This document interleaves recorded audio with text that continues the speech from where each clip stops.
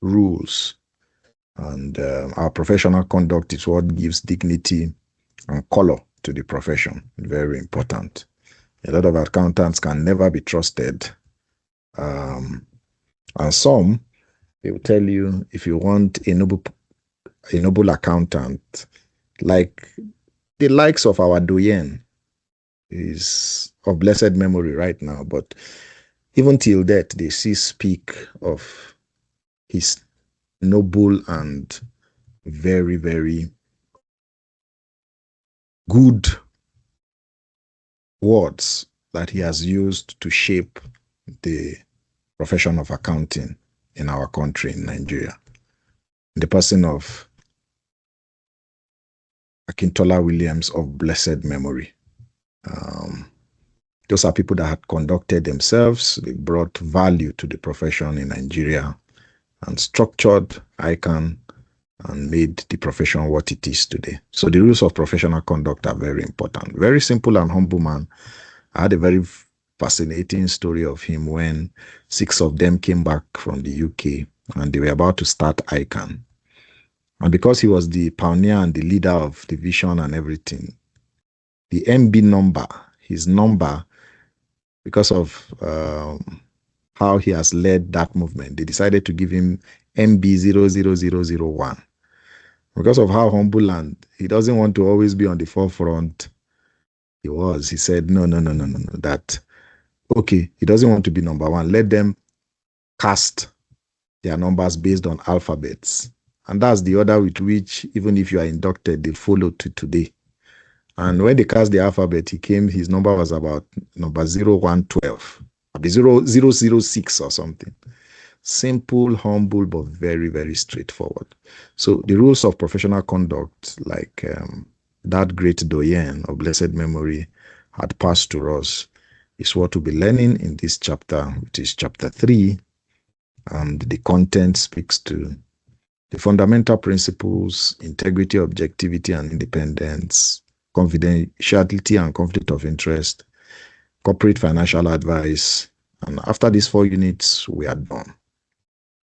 So let's briefly look at the fundamental principles for accountants. We all know them.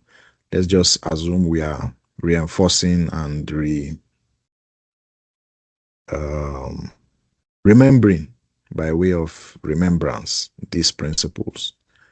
So the fundamental principles are rules for professional accountants, and they stem from the International Ethics and Standard Boards of IFAC.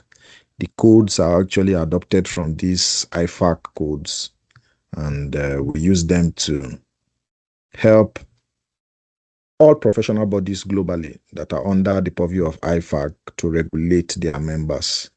So members like ICAN, member bodies like ICAN, ACCA, ICDW are under IFAC.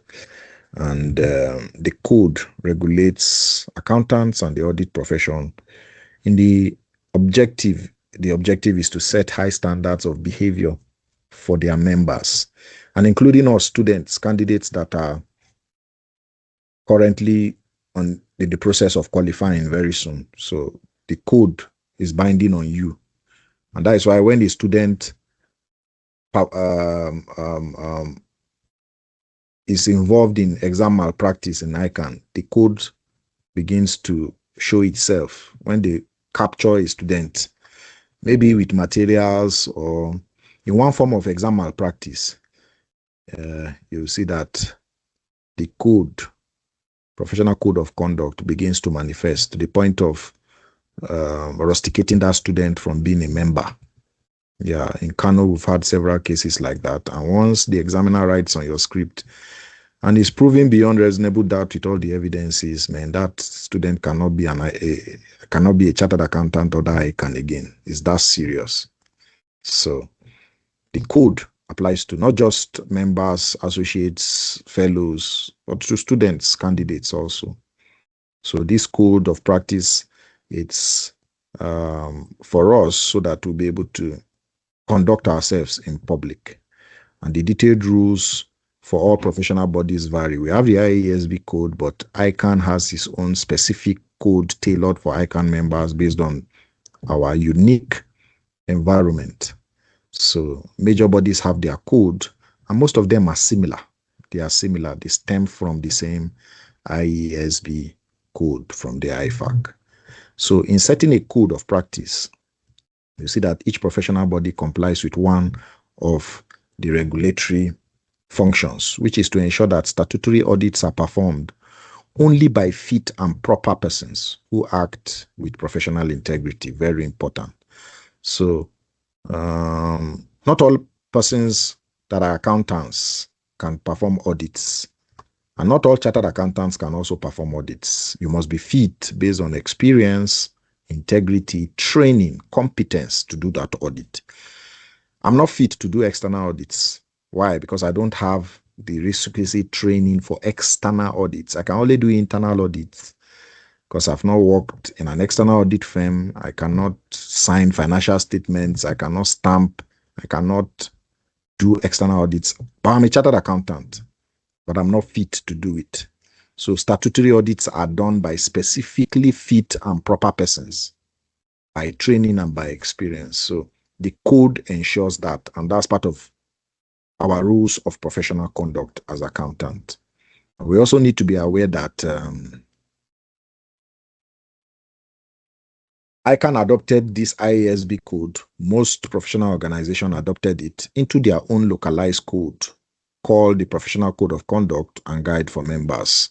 So that's what ICAN calls our own, and it substantially remains unchanged. So the differences are a bit just about the environment. So IASB is global, while that of ICAN is local, tailored towards our environment. So the code must be followed by members, and you can see the study text stated it, including students. So we must act ethically.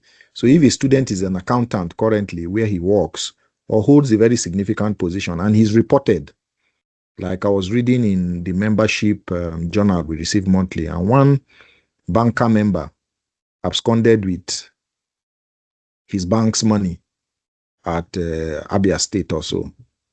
And to a point, they called him to disciplinary committee, and he didn't show up. They gave him time, he didn't show up. And ICAN had to rusticate him publicly, mentioning his numbers, his name on dailies and all that. So that's the same with students. If a student does the same, they will put his number online, and if he shows up to the disciplinary committee, fine, he'll be judged. If found wanting, he will be penalized appropriately. And this is just to ensure that our conduct as members of this noble institute is not dragged to the mud. So whether we're operating as external auditors or assurance providers or internal auditors, as long as you carry that badge, ICAN, by means of a student or an associate or fellow, you must obey this code. So starting from exams, if you hold a prominent position and you flaunter, my former CEO used to say something humorously, if you mess up, I will report you to ICAN. When you hear that as a staff or something, even if you want to do something, you properly align, because once you are reported to ICAN and they investigate and find out you are culpable, then you face the wrath of the ICAN law.